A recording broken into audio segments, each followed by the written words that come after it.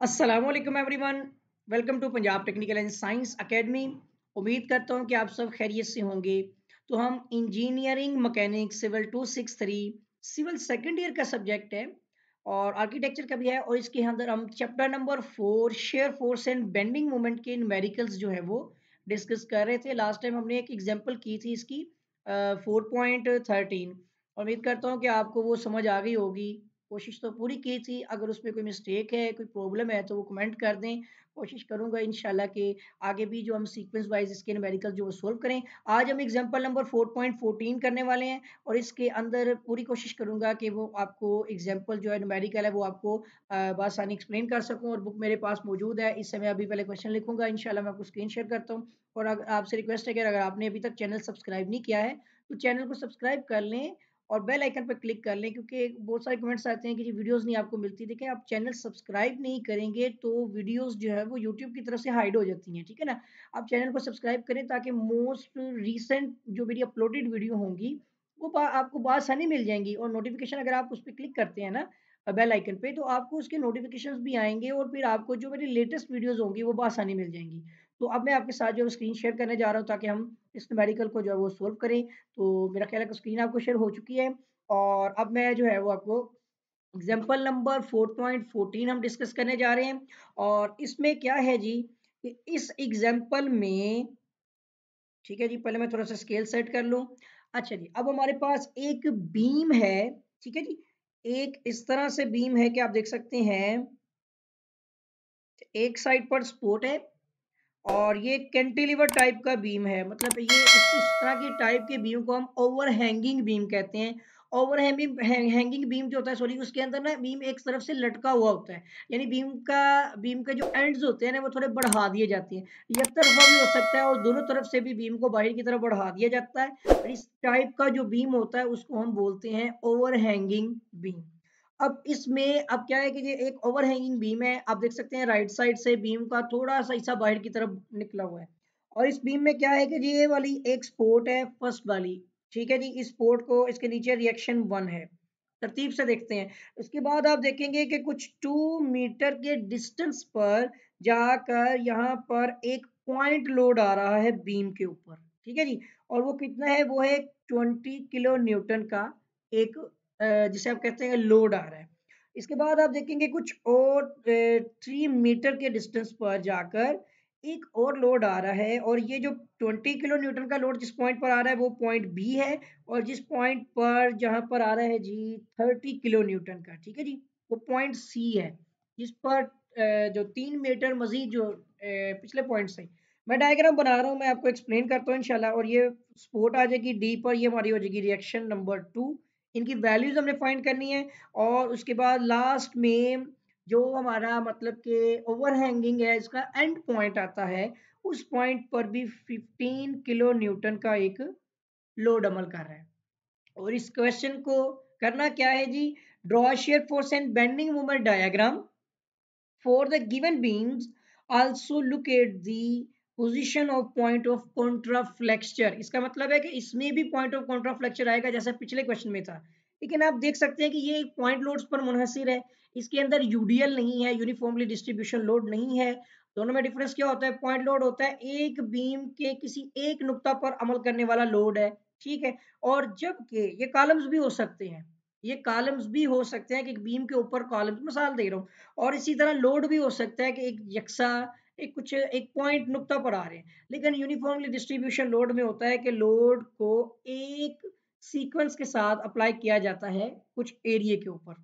बहरहाल, हम इस बीम की तरफ चलते हैं, हमें ज़्यादा डिटेल में नहीं जाना, हमें इस बीम को सोल्व करना है। एग्जाम्पल नंबर 4.14 है, और इसके साथ ही सबसे पहले आपको बता दूं कि simply supported over hanging beam जो होते हैं इनके लिए रिएक्शंस फाइंड होते हैं, कैंटिलीवर बीम के लिए रिएक्शंस फाइंड नहीं किए जाते। अब हमने सबसे पहला काम क्या करना है, इस बीम का हमने निकालना है रिएक्शन। तो मैं कोशिश करूंगा कि आपको रिएक्शन जो है ये इसके अच्छी तरह से एक्सप्लेन कर सकूं कि आप इसको अंडरस्टैंड कर सकें। सबसे पहले देखिएगा कि हमारे बीम में कुछ पॉइंट्स हैं, ए बी सी डी, और ये लास्ट वाला पॉइंट हो गया ई। लिखा बोल गया था, मैंने लिख दिया, सही हो गया जी। अब सबसे पहले आपने क्या करना है कि पहले, और 1 मिनट रुकिए, मुझे पूरा काम करना चाहिए था, यहाँ पे ना कुछ काम अधूरा है। साल के तौर पर क्या चीज़ें दूरी है मैं बताता हूँ आपको। मुझे यहाँ पर ये डिस्टेंस भी लिखना है, ये भी 2 मीटर है और लास्ट वाला कितना है जी, वो भी 2 मीटर है, सही है। और इसके साथ ही सारी चीज़ें हो गई और ये पॉइंट ई आ गया। अब ठीक है, मतलब डिस्टेंस भी मेंशन करने थे ना, मैं भूल गया था। बहरहाल चलिए अब हमने रिएक्शन शुरू करने हैं। बस आपको बता दूं कि लास्ट टाइम हमने एग्जांपल जो सोल्व की थी उसमें मैंने आपको घोड़े की मिसाल दी थी। सेम एज इट इज यहाँ पर भी वही काम करने वाला हूँ। आपने पॉइंट ए पर घोड़ा बांध देना है। घोड़े की रस्सी की लंबाई कितनी होगी काउंट करके देखें। 2 metre plus 3 metre plus 2 metre plus 2 metre, ये टोटल हो जाएंगे 3 और 2 5, 5 और 2 7, 7 और 2 कितने हो गए 9। 9 मीटर यानी 9 मीटर लेंथ होगी वो जो रोप है, वो जो रस्सी है जो भी है उसका आपने मतलब कितने साइज में। और घोड़ा यहाँ से जब ए से बी पॉइंट की तरफ मूव करेगा, घोड़ा जब बी पॉइंट पर जाएगा उस पॉइंट पे आप देख सकते हैं कि ऊपर उसको 20 किलो न्यूटन की क्या मिलेगी, फोर्स या लोड मिलेगा। वो 20 किलो न्यूटन का लोड जो है ना वो इसको नीचे की तरफ धक्का देगा और ये मूव करता हुआ वापस ए की जानिब जाएगा। इसका मतलब ये कौन सा मूवमेंट हुआ, ये क्लॉकवाइज मूवमेंट में हरकत करके गया है, ठीक है ना। क्लॉकवाइज और एंटी क्लॉकवाइज हम दोनों की जो वर्क होंगे ना उनको इक्वल के रखते हुए हम रिएक्शंस फाइंड करते हैं। तो अब आपने जरा इसको गौर से देखना है। बी पॉइंट पर आती ही उसको 20 किलो न्यूटन की फोर्स मिली, लोड पड़ा उसके ऊपर, वो क्लॉकवाइज मूवमेंट में मूव कर गया। उसने कितना लोड कितना आया उसके ऊपर 20 किलो न्यूटन का। एक चीज हो गई, कितना डिस्टेंस कवर किया उसने 2 मीटर का। एक ये हमारा काम हो गया, सही हो गया जी। अब आपको बता दूं कि जब एक लोड इम्प्लीमेंट हो जाता है, जब वर्क कर चुका होता है उसके बाद वो जायल हो जाता है। मतलब ये दोबारा घोड़ा वापस ए पॉइंट पर आ चुका है।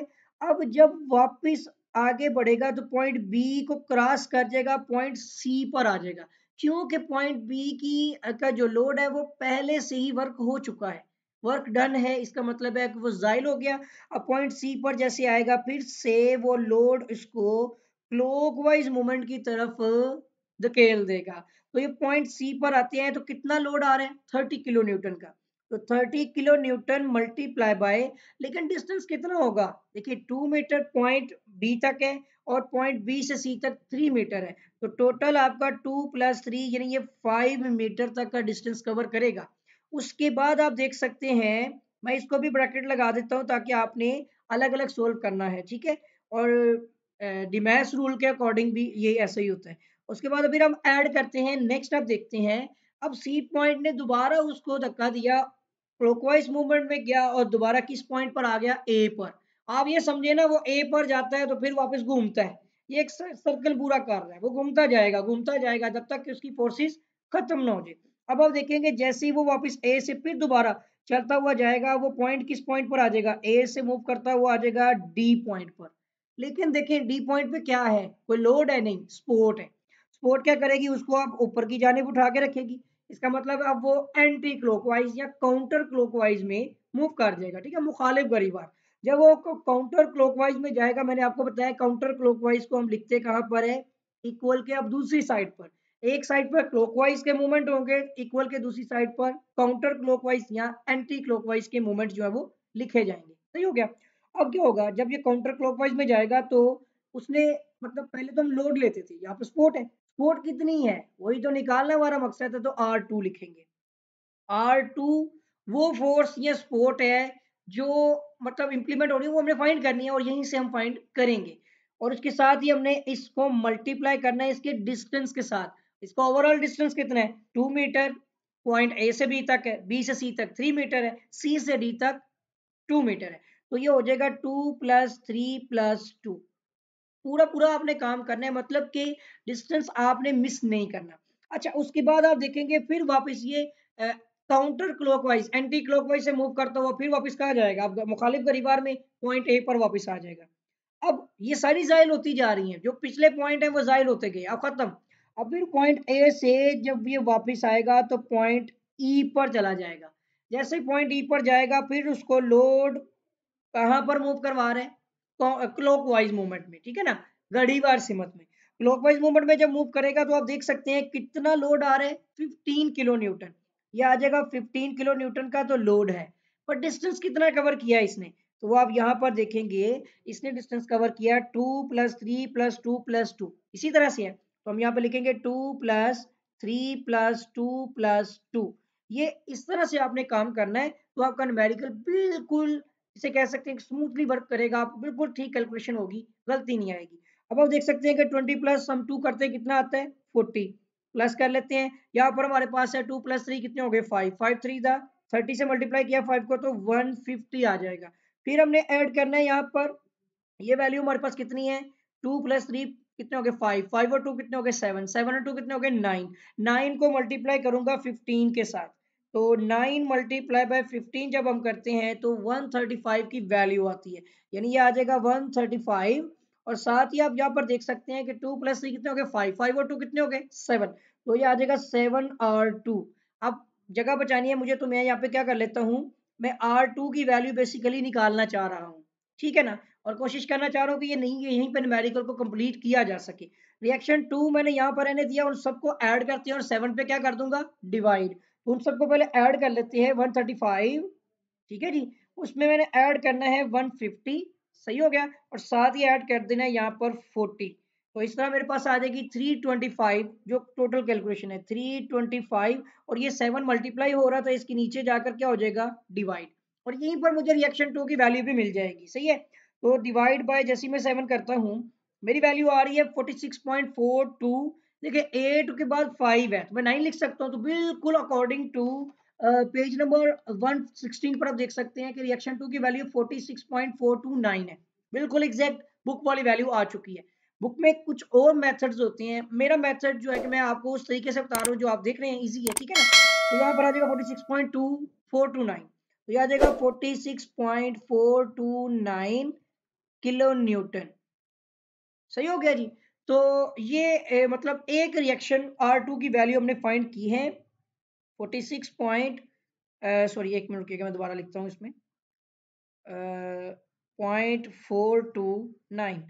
तो ये बहुत ही बेहतरीन मेथड है, और मेरे जो डीए के इंस्ट्रक्टर थे उन्होंने जो है उमर हयात साहब नाम है उनका, हाफिज उमर हयात, तो बहुत ही बेहतरीन अंदाज में उन्होंने मुझे ये जो है न्यूमेरिकल समझाया था, और मैं आज तक जो है ना इस चीज़ को कभी भूला नहीं हूँ, बड़ा बहुत ही ईजिएस्ट कॉन्सेप्ट है ये।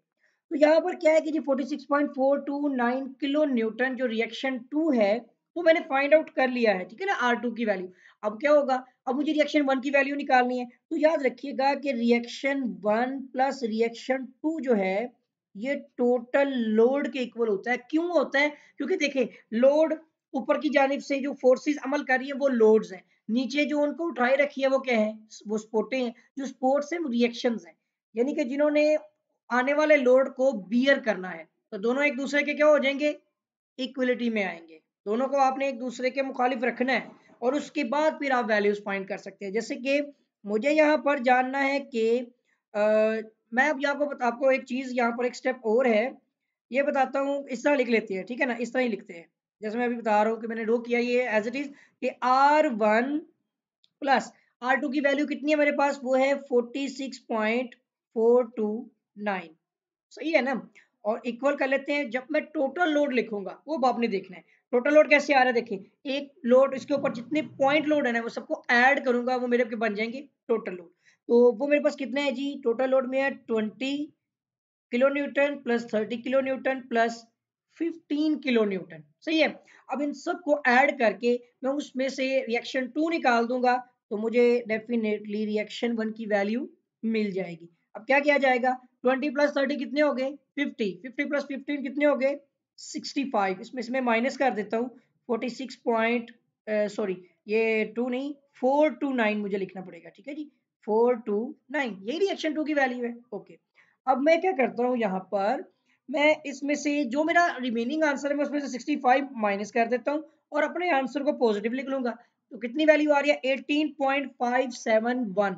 बुक के अकॉर्डिंग पेज नंबर आप 115 पे चले जाए 15 पर, लास्ट में आपको लास्ट लाइन पे रिएक्शन 1 की वैल्यू मिल जाएगी। देखिए मेथड उसका मुझे नहीं अंडरस्टैंड, मुझे ये मेथड था, मैंने इसके अकॉर्डिंग आपको समझा दिया, अगर आपको इजी लगता है तो वेल एंड गुड।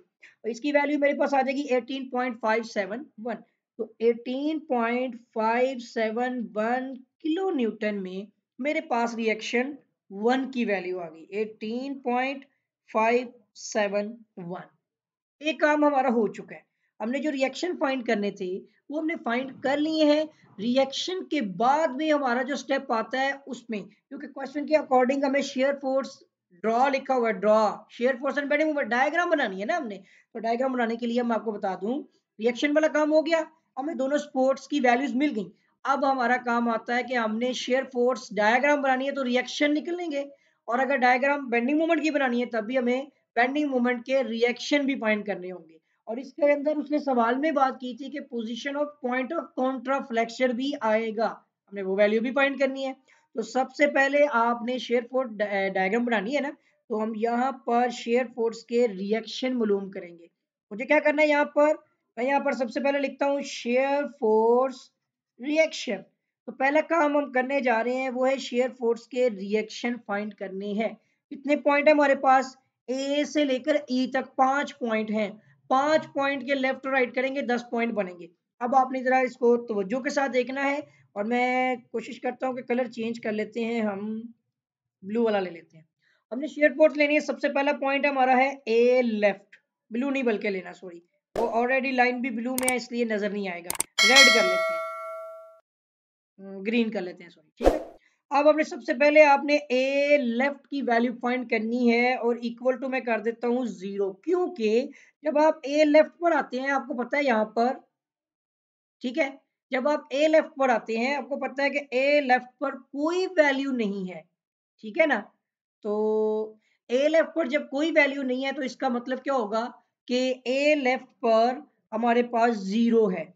जैसे ही मैं ए राइट पर आ जाता हूँ, ठीक है ना, तो जैसे ही ए राइट की वैल्यू हम लिखेंगे तो आप देख सकते हैं कि राइट साइड पर आते ही यहाँ पर स्पोर्ट की वैल्यू आ रही है 18.571, और साथ इसका यूनिट क्या होगा, ये लोड स्पोर्ट में आता है तो किलो न्यूटन में रहेगा, ठीक है।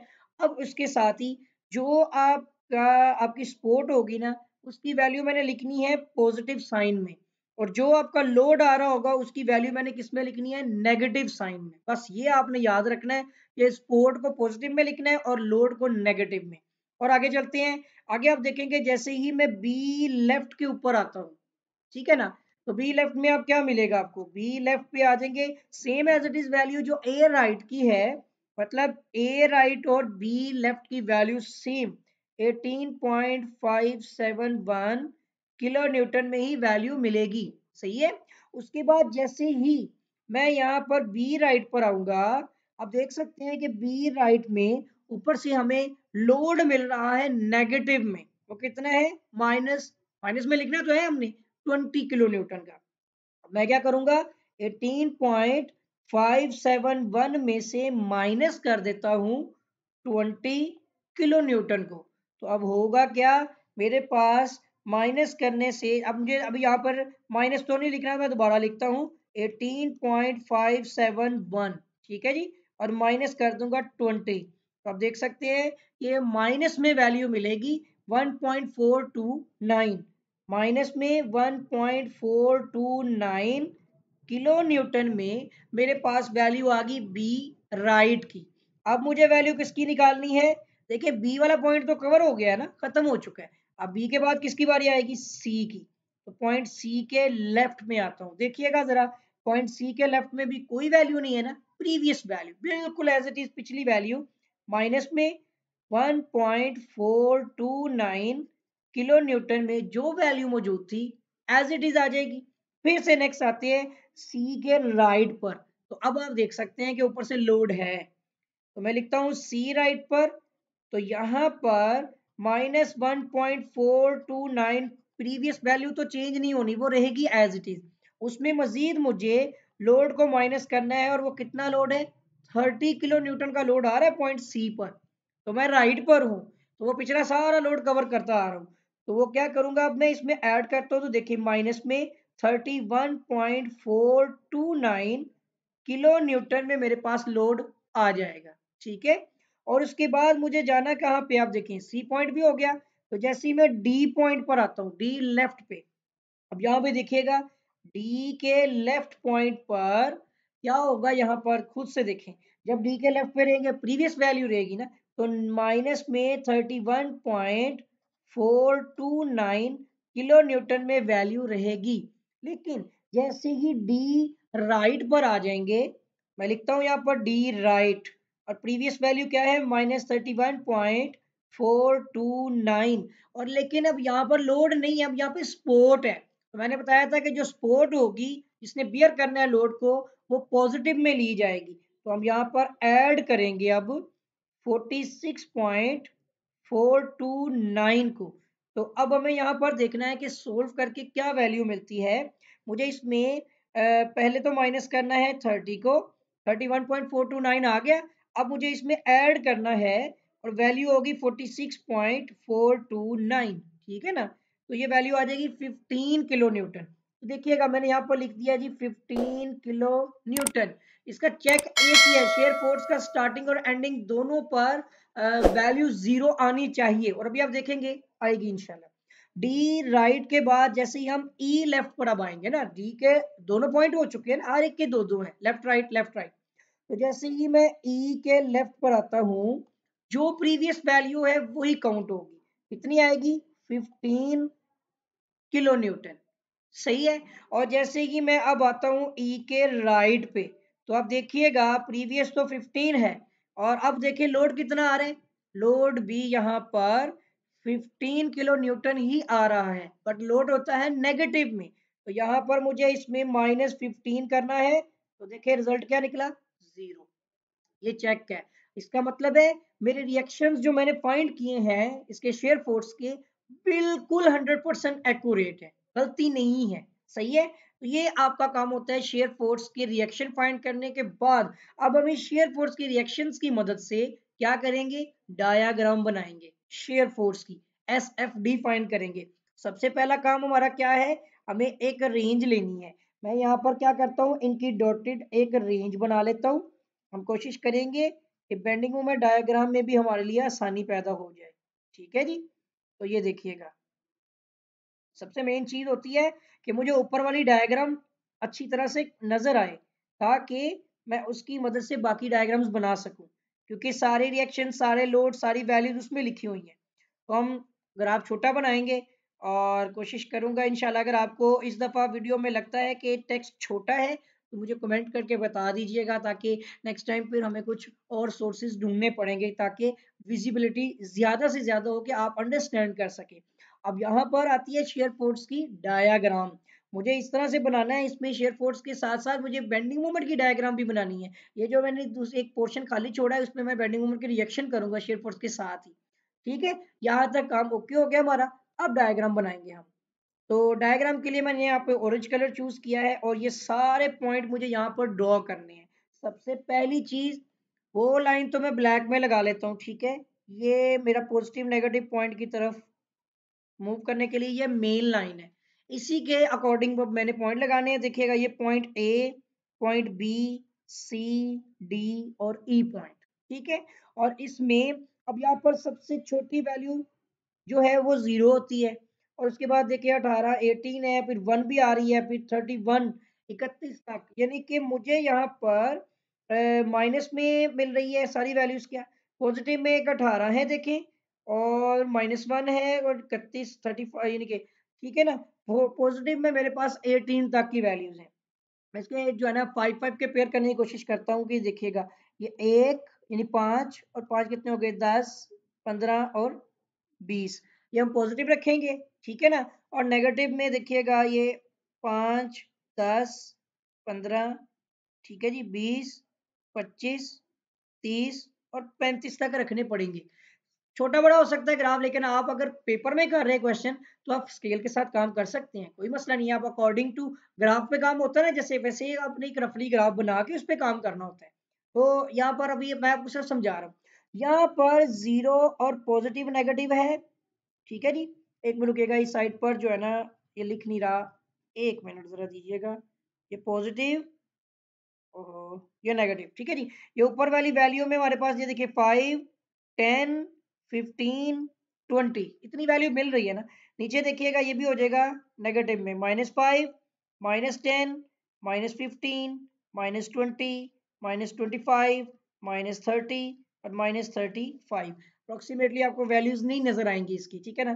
तो कोशिश तो पूरी की है मैंने, अंडरस्टैंड हो सके, ठीक है। तो ये मैंने थोड़ा सा जूम किया, मैं इसको फिर दोबारा छोटा ही कर देता हूँ।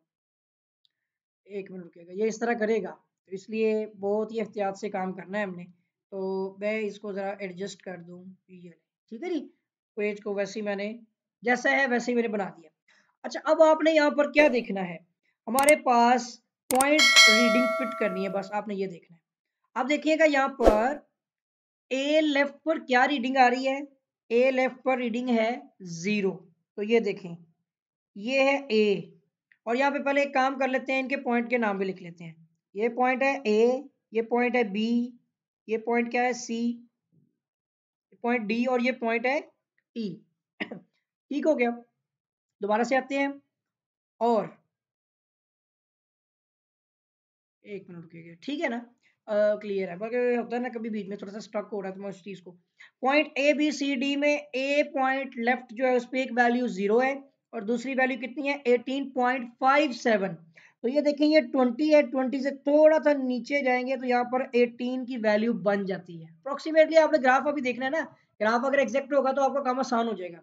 इसी तरह आप देखेंगे कि बी लेफ्ट पर भी वही वैल्यू आ रही है सेम, तो हम बी में उतनी वैल्यू यहाँ पर मार्क कर लेंगे। तीसरी वैल्यू देखें यहाँ पर कितनी है, माइनस में आ रही है 1.429, ठीक है ना। तो ये वैल्यू यानी कि 5 है ना, देखें तो ये यहाँ पे करके आ जाएगी अप्रोक्सीमेटली, ये भी थोड़ा सा फर्क आएगा। तो ये पॉइंट आ गया। अब आप पहले क्या करें, इनको साथ साथ मिला भी दें, एक एक दोनों पॉइंट मिला दिए। अब इसके बाद ये वाला पॉइंट ही आता है, ठीक है।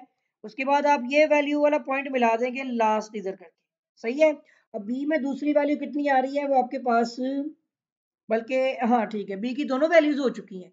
सी में आते हैं, तो सी में हमारे पास एक वैल्यू माइनस में 1.429, वही वैल्यू आ रही है देखिए। तो ये वाली वैल्यू भी अब आ जाएगी सेम लाइक इस जगह पर, ठीक है।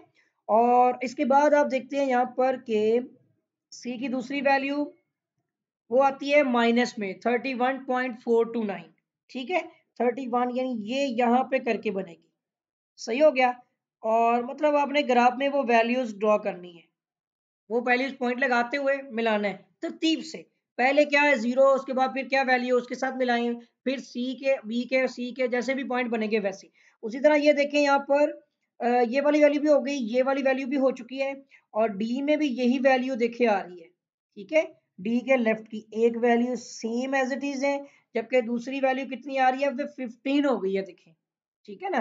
तो वो अब डी की दूसरी वैल्यू 15 जो है वो पॉजिटिव में है, देखें हाँ बिल्कुल, वो आ जाएगी आपकी पॉजिटिव में इस पॉइंट पर, सही है।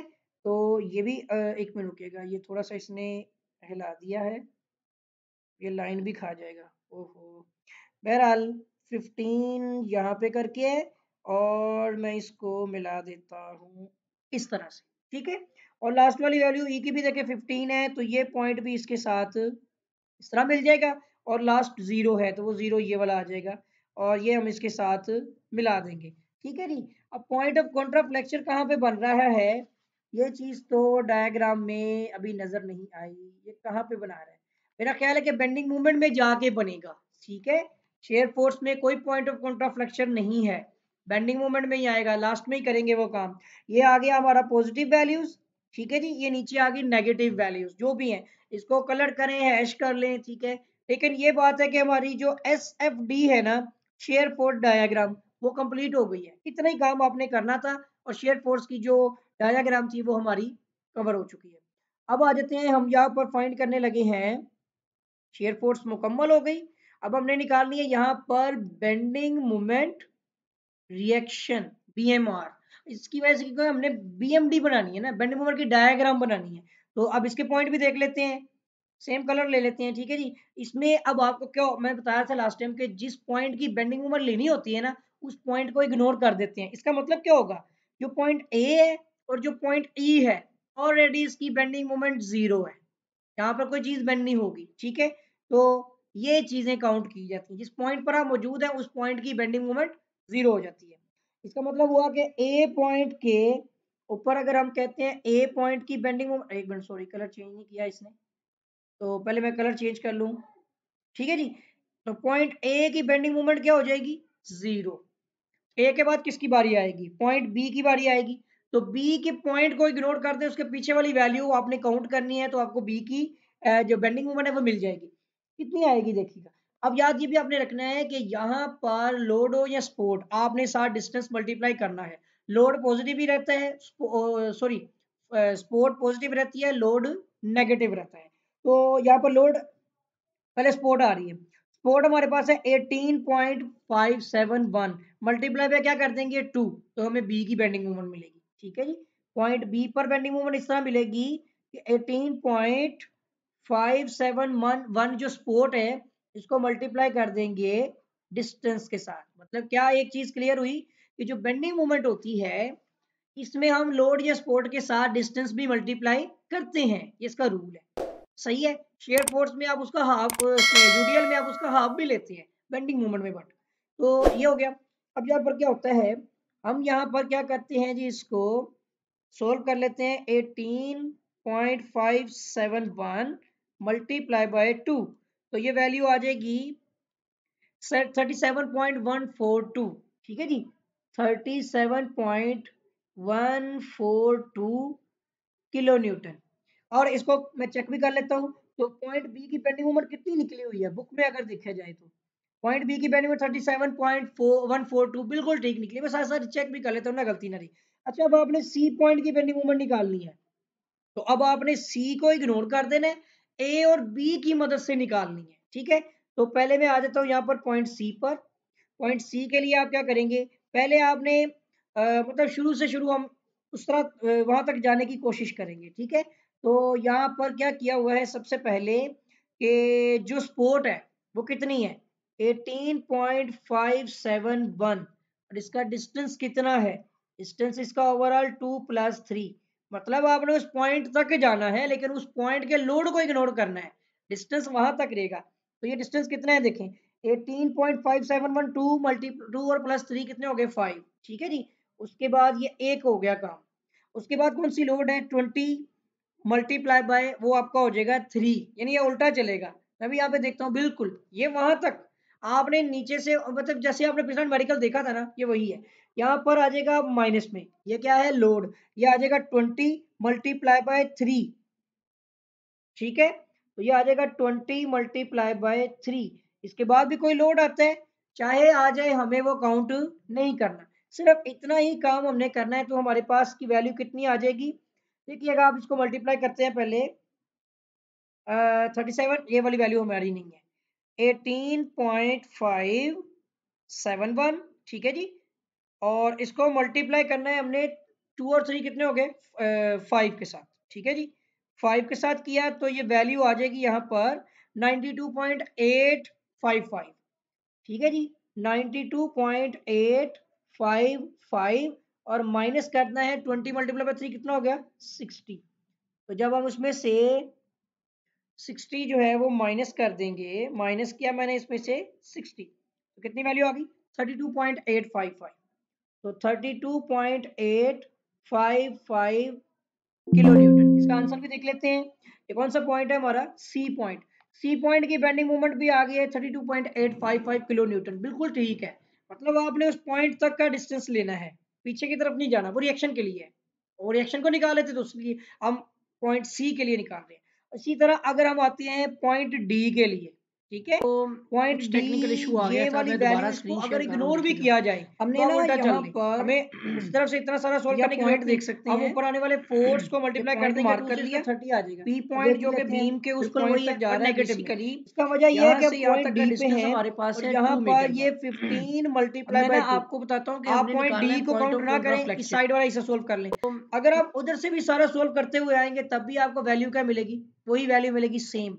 तो इतना लंबा काम करने की बजाय हम राइट साइड से ही इसको, नेगेटिव में हमारे पास लोड कितना है 15 और डिस्टेंस कितना कवर किया 2, तो ये आ जाएगा हमारे पास -30 किलो न्यूटन। और लास्ट में जाते हुए हमारे पास ई पॉइंट है, तो उस पे भी जिसको आपने लेना है वो इग्नोर कर दिया, तो क्या हो जाएगा 0। ये रूल है, ए और ई तो 0 ही रहेंगे। और बिल्कुल ऐसे ही सोल्व हुआ और हमारे बेंडिंग मोमेंट के पॉइंट निकल आए हैं। अब काम क्या करना है हमने, अब हमने काम करना है बेंडिंग मोमेंट की डायग्राम बनानी है इन पॉइंट्स की मदद से। ठीक है जी, तो डायग्राम को थोड़ा सा और बड़ा कर लेते हैं, 1 मिनट दीजिएगा जरा। ये वाला कलर था आई थिंक। ठीक है जी। तो मैं ज़रा लाइंस को थोड़ा और बढ़ा दूं, फिर हम इसकी डायग्राम बनाते हुए पॉइंट्स लगा लेंगे। ठीक है जी। सेम एज इट इज ऊपर वाली डायग्राम की तरह ही कलर चूज कर लेते हैं। ये हमने एक लाइन लगा ली है। हमारे ग्राफ में वैल्यूज कितनी है? 37 बड़ी वैल्यू है, 32 है, -30 भी है। इसका मतलब है यहाँ भी हमें 5 का या कोई डिस्टेंस बनाना पड़ेगा। 10 का कर लेते हैं ताकि थोड़ा शॉर्ट हो जाए। ठीक है जी। और अभी ब्लैक से ही काम करते हैं। ये देखिएगा, ये 10, 20, 30, 40, फिर से देखिएगा 10, 30, 20, 30 और 40। मैं साल दे रहा था। और अब यहाँ पर जो है ना, थोड़ा सा वेट कीजिएगा, जान हो रही है।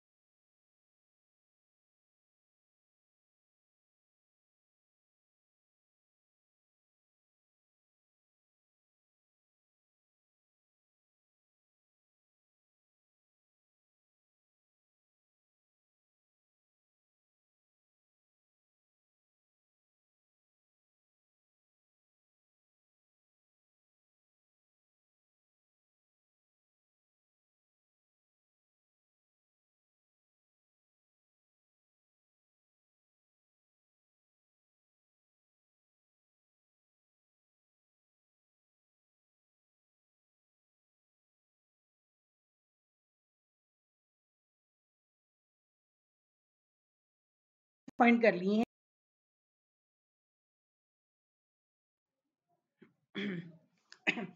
अच्छा जी। यहाँ पर हम बात कर रहे थे कि बेंडिंग मोमेंट के रिएक्शन हमने फाइंड कर लिए हैं। अब हम इनके पॉइंट जो है वो यहाँ पर मार्क कर लेते हैं। तो सबसे पहले हमें स्केल सेट करना है। वैल्यूज यहाँ पर लिखनी है।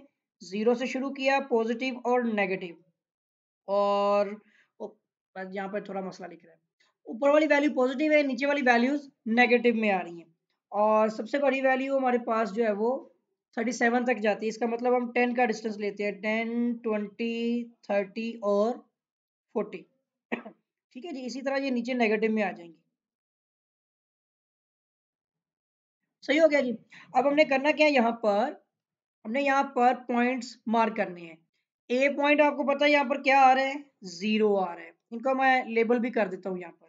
ये है ए, ये पॉइंट है बी, सी, डी और लास्ट वाला हमारा पॉइंट आ गया ई। ठीक है जी। तो ये तो बात अंडरस्टैंड होती है। अच्छा, अब नेक्स्ट आते हैं। पहला पॉइंट हमारा आ गया, ए क्या है, 0। मैंने यहाँ पे 0 मार्क कर लिया। उसके बाद बी की वैल्यू कितनी आती है, 37.142। तो यहाँ पर देखिएगा 37, ये 40 और 37 कुछ यहाँ पे करके आएगी। ठीक है। उसके बाद हमारे पास यहाँ पर सी में वैल्यू कितनी आ रही है, 32.855 समथिंग। तो ये आ जाएगी 32 पॉइंट, यानी कुछ यहाँ पे करके। सही है। और डी पे क्या वैल्यू आ रही है, -में 30। ये नेगेटिव में चली गई है, तो ये वैल्यू आ रही है डी वाली यहाँ पे करके, सही है। और ई वाली वाली भी आपको पता है क्या होगी, 0 हो जाएगी।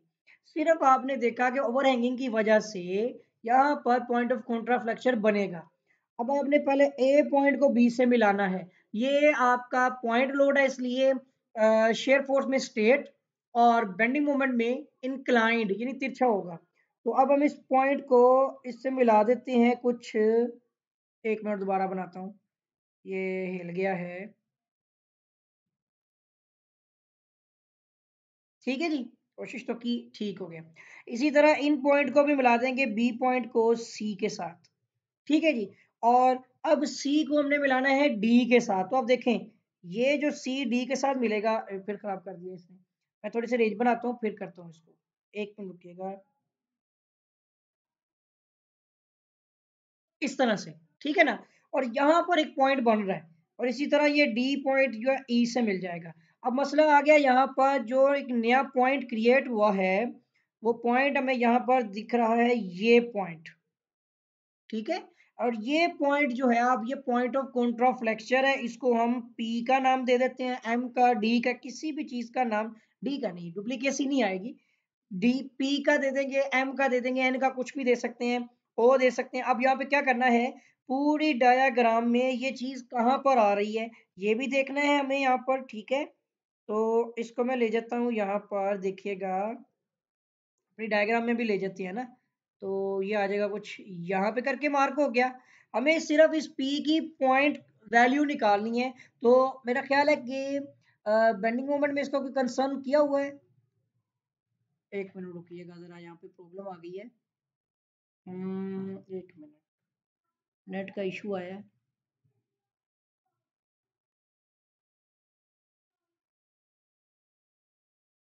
हम्म एक मिनट रुकिएगा, स्क्रीन जरा शेयर नहीं हो रही, आई थिंक इंटरनेट प्रॉब्लम आई है। ओहो, ये नेटवर्क का असल में ना बंद हो गया था स्क्रीन, एक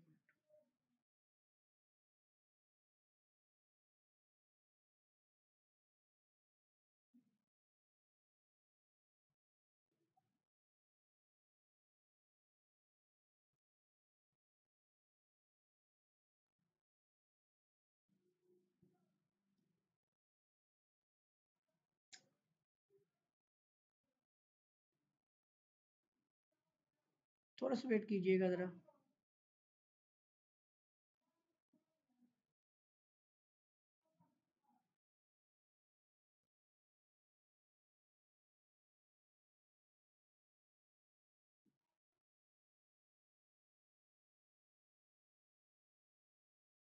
जरा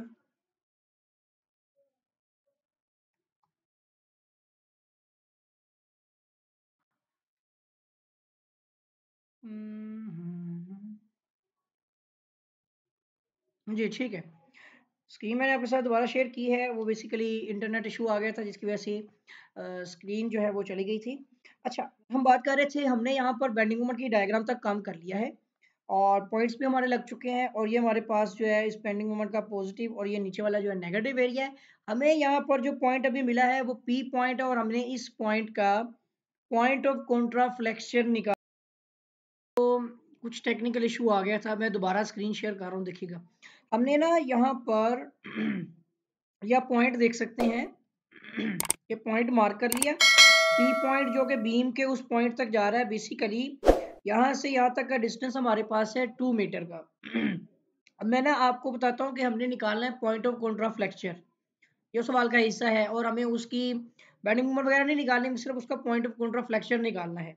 ये पॉइंट बनता कैसे है, देखिएगा कि ये कुछ एक मिनट रुकिएगा, मैं ज़रा इसका साइज छोटा कर दूं थिकनेस में, ठीक है। और कलर भी चेंज कर लेते हैं। और यहाँ पर आप देख सकते हैं कि इस तरह से ये पॉइंट ऑफ कॉन्ट्राफ्लेक्शन वाला पॉइंट जो है ना, यहाँ पे आएगा, दिखिएगा ज़रा, ये इस तरह से, और इस तरह से करके। अब वो साइज छोटा बड़ा हो जाएगा, वो मैनेज करना पड़ेगा हमें। तो ये है, सपोज आप समझ लें कि वो पॉइंट कॉन्ट्राफ्लेक्शन वाला जिसको हमने पी का नाम दिया है। और इस पॉइंट पर जो रीडिंग है हमारी, इस पॉइंट पर वो है 32.855, ठीक है। और इस पॉइंट पर जो रीडिंग थी वो है माइनस में 30। अब यहाँ पर क्या है, हमें सिर्फ x की वैल्यू निकालनी है। अगर सपोज मैं कहता हूँ मुझे ये वैल्यू चाहिए, अगर ये x है तो यहाँ से यहाँ तक कितना है जी, 2 मीटर। तो फिर मतलब ये क्या हो जाएगा, 2 माइनस एक्स हो जाएगा।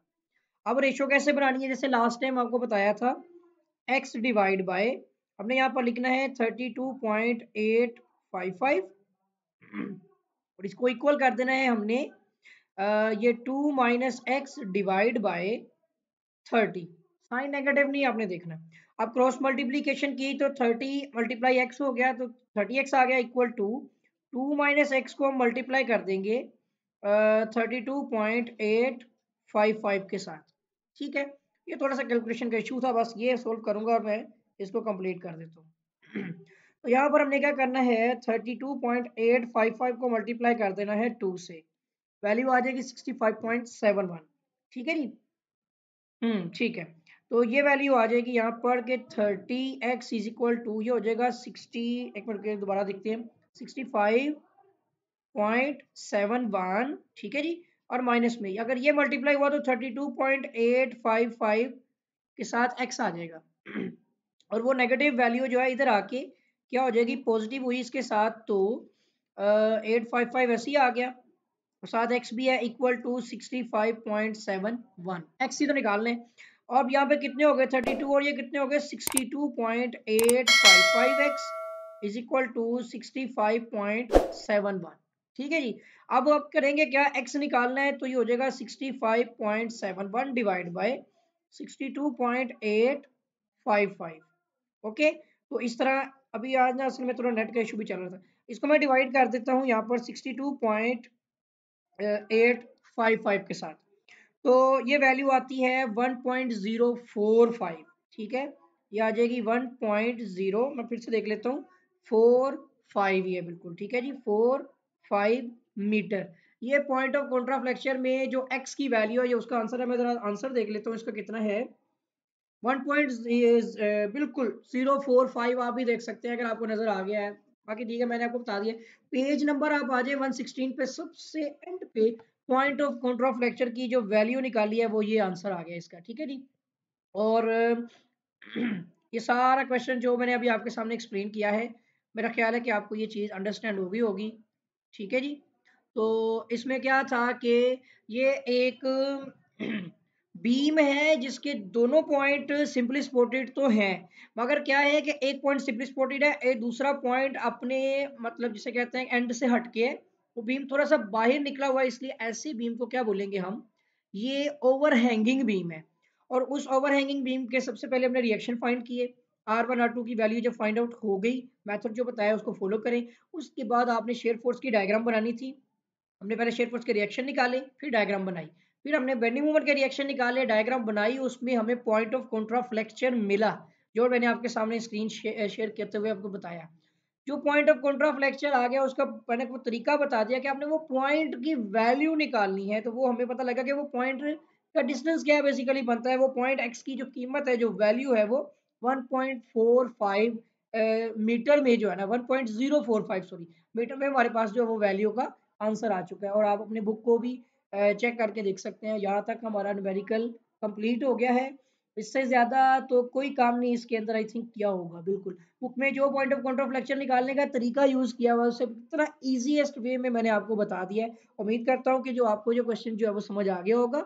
और इसके साथ ही जो मैंने आपको स्क्रीन शेयर की हुई थी, ठीक है, तो उसमें अगर आपने चैनल को सब्सक्राइब नहीं किया तो सब्सक्राइब भी कर लें, बेल आइकन पर क्लिक भी कर लें, ताकि आपको नई वीडियोस नई अपडेट्स जो है वो बर वक्त और बासानी मिलती रहें। आपके साथ फिर मुलाकात होगी एक नई वीडियो में एक नए लेक्चर के साथ।